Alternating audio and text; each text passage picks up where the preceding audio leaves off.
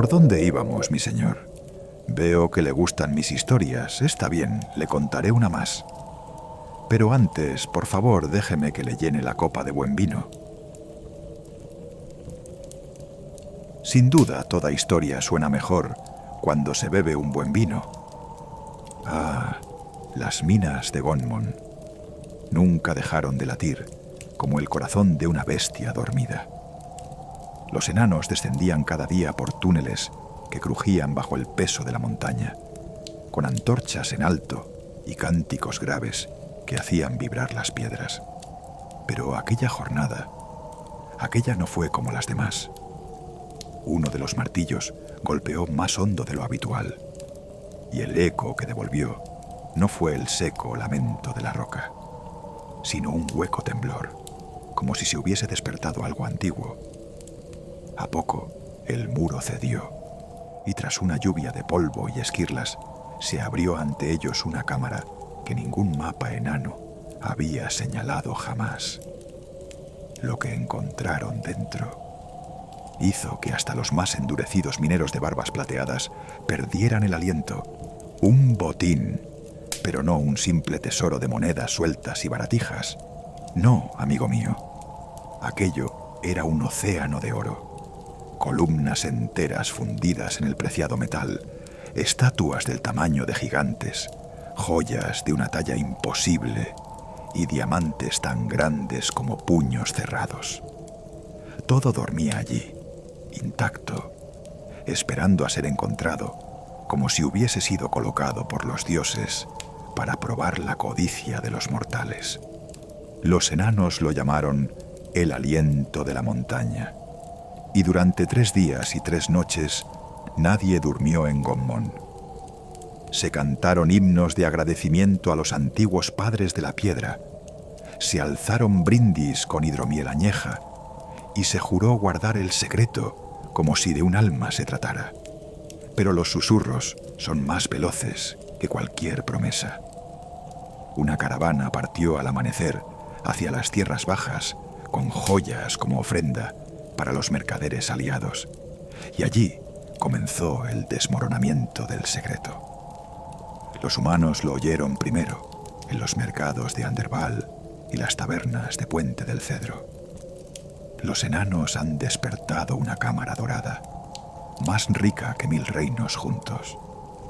Y los elfos, siempre atentos a las palabras que flotan entre las hojas del mundo, no tardaron en saberlo también. Las noticias cabalgaron en el viento, disfrazadas de cuentos, de exageraciones, pero hasta la mentira más adornada encierra un hueso de verdad. Y fue entonces cuando las miradas del mundo comenzaron a girarse hacia el oeste, hacia las montañas de Gonmon, no con admiración, sino con deseo. Un deseo viejo como el mundo. No tardaron en llegar, por supuesto. Primero fueron los elfos, altos, altivos, con sus capas bordadas en hilos de luna y sus rostros tan serenos como el hielo antes de romperse. Vinieron desde los bosques eternos de Ilvariel, con lenguas suaves y rostros que pretendían cordialidad. Pero sus ojos hablaban otro idioma, uno antiguo, uno peligroso. Dijeron venir en paz, dijeron venir en nombre del equilibrio entre los pueblos libres.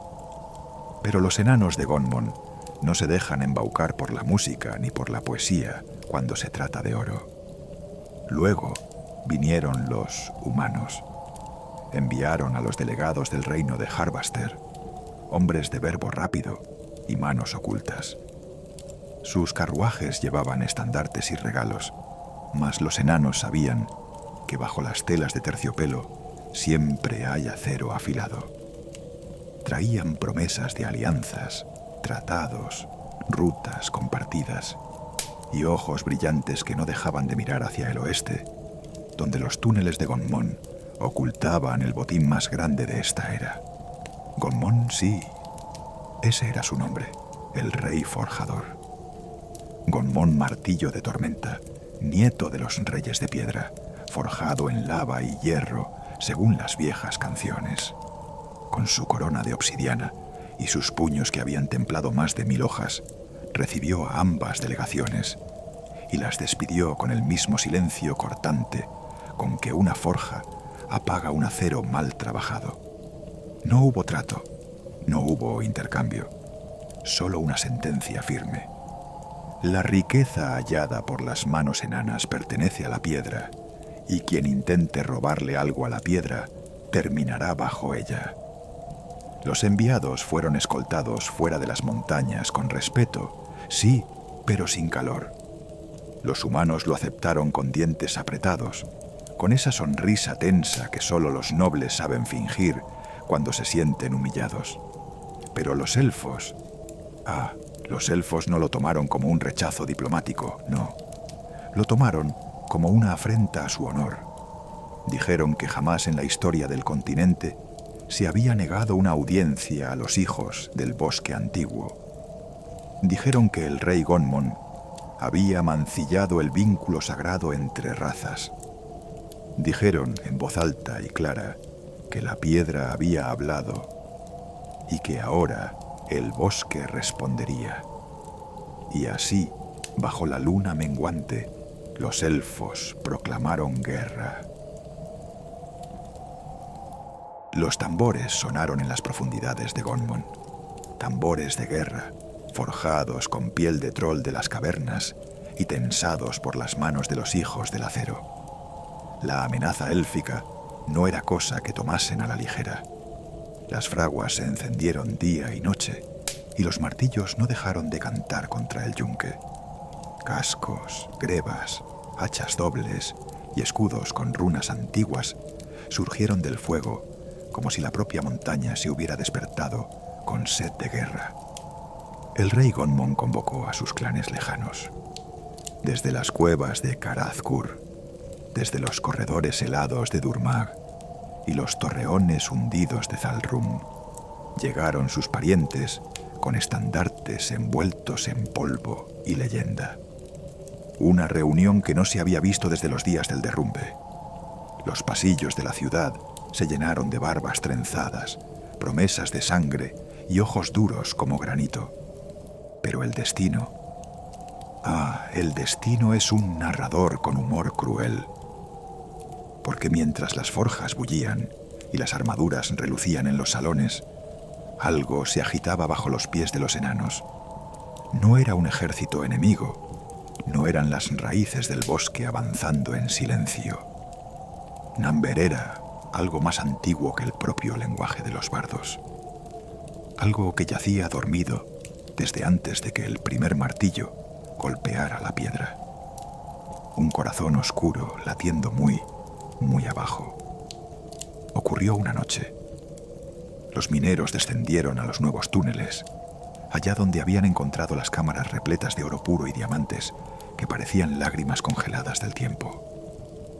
Uno de los picos golpeó una pared inusualmente blanda. No roca, sino algo más cálido, algo que respiraba. El túnel se estremeció, y de aquel hueco no salió oro ni polvo, salió fuego. Gonmon fue alertado de inmediato y bajó, con su guardia de élite. Los martillos rúnicos en mano y el pecho desnudo salvo por la coraza de Mithril, el rey descendió hasta el mismo umbral de aquella cámara recién rota. Y allí lo vio. Un ser de cuernos retorcidos y ojos como cráteres hirvientes. Una criatura cuyo cuerpo parecía esculpido en obsidiana viva, cuyas alas eran sombras que chorreaban ceniza. No hablaba con voz, hablaba con el temblor de la montaña y el quebrar de las antorchas. «Vuestra codicia ha roto el sello que dejé antes de que el mundo tuviera nombre», dijo. «Ese tesoro no es vuestro, Barbilargos, es mío. Lo dejé aquí antes de que vuestra sangre se mezclara con la roca, y he venido a reclamarlo». El silencio que siguió a aquella proclamación fue más denso que el humo del azufre que brotaba de la criatura. El rey Gonmon, aún firme como una estatua esculpida en bronce, no mostró miedo en su rostro endurecido por los siglos, pero en su pecho, bajo la coraza reluciente, Un temblor antiguo le oprimía el alma. Sabía que aquel ser no era de carne ni de sangre, sino de sombra y tiempo. Sabía también que ni reuniendo a los 10.000 martillos de sus ejércitos, ni con todas las lanzas forjadas en el crisol de la eternidad, podría hacerle frente. Y sin embargo, la codicia tiene muchas formas, viajero. A veces no es más que un destello en los ojos. Otras, una voz susurrando que uno ha llegado demasiado lejos para retroceder. Y Gonmon, rey de la piedra, señor de los 7 clanes, no era hombre fácil de doblar. «Ese oro es mío», gruñó el enano, alzando su hacha runada. «Y lo morirás sabiendo». Las palabras resonaron en la cámara como un desafío al destino. La criatura sonrió. No con alegría, sino con esa mueca que tienen los abismos cuando abren su boca. Y entonces el mundo tembló. Del techo cayeron columnas enteras. El fuego se extendió por los pasadizos como una lengua que lo devora todo. El demonio se movía como un vendaval, con alas que arrastraban ceniza y llamas. Su rugido quebraba el alma, y sus manos, grandes como carros de guerra, aplastaban enanos como si fuesen muñecos de trapo. Los hijos del acero, valientes todos, no huyeron. Cantaron himnos antiguos mientras sus hachas se encendían con las runas de batalla. Pero nada podía detenerlo. No eran golpes lo que recibía el monstruo, sino caricias insignificantes. Uno a uno fueron cayendo bajo su furia. Gonmon peleó como un dios caído, con un fervor que solo la desesperación otorga. Pero pronto comprendió que ni el acero más sagrado ni los juramentos más antiguos le servirían ante aquella cosa. Y entonces, del interior de su pechera, sacó un objeto que solo él conocía bien: un amuleto, ovalado, de jade oscuro, engarzado con plata lunar y cubierto por inscripciones que ningún sabio vivo recordaba ya. Era un legado de su linaje, un artefacto sellado en los días en que el cielo aún hablaba con la tierra. Su padre se lo había entregado con una sola advertencia: jamás lo uses, salvo cuando la montaña sangre y el fin te mire a los ojos. Gonmon lo sostuvo con mano temblorosa.